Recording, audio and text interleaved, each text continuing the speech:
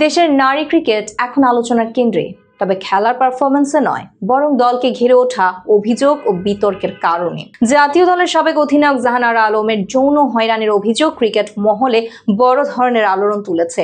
এর মধ্যে 3 সদস্যের তদন্ত কমিটি গঠন করেছে বিসিবি। আর এই উত্তপ্ত পরিস্থিতিতে মুখ খুলেছেন বিসিবির নতুন পরিচালক আসিফ আকবর। তার মতে, তদন্ত শেষ না হওয়া পর্যন্ত কাউকে অপরাধী বলা অন্যায় এবং অপরাধ প্রমাণের আগেই কাউকে অভিযুক্ত করা অনুচিত। রোববার গণমাধ্যমের সঙ্গে আলাপকালে আসিফ বলেন, অপরাধ প্রমাণিত হওয়ার আগে কাউকে অপরাধী বলাটা অপরাধ। বিসিবি 15 দিন সময় নিয়েছে, তদন্ত কমিটি করেছে। আমাদের অপেক্ষা করা উচিত 15 দিন। যদি তদন্ত শেষে কোনো অনিয়ম বা অপরাধ প্রমাণিত হয়, অবশ্যই আমরা ব্যবস্থা নেব। আসিফ আরো বলেন, নারী ক্রিকেটে যে অবস্থানে বাংলাদেশ পৌঁছেছে সেটি ধরে রাখতে হলে এই ধরনের সমস্যা দ্রুত ও কঠোরভাবে সমাধান করা জরুরি।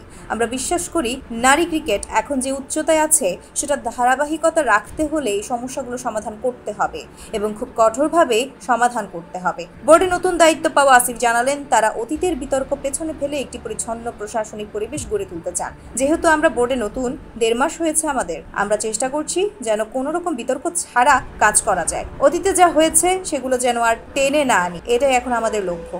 বিসিবির গঠিত 3 সদস্যের তদন্ত কমিটিতে নেতৃত্ব দিচ্ছেন সাবেক বিচারপতি তারিকুল হাকিম, সঙ্গে আছেন বোর্ড পরিচালক রুবাবা দৌলা এবং নারী ক্রীড়া সমিতির সভাপতি ব্যারিস্টার সারওয়াত সিরাজ শুক্লা। সব নজর এখন সেই কমিটির প্রতিবেদনের দিকে, যা নির্ধারণ করবে জাহানারার অভিযোগ কতটা ভিত্তি সম্পন্ন এবং বাংলাদেশের নারী ক্রিকেট আবার কত দ্রুত মাঠের ভেতরের আলোচনায় ফিরে যেতে পারে।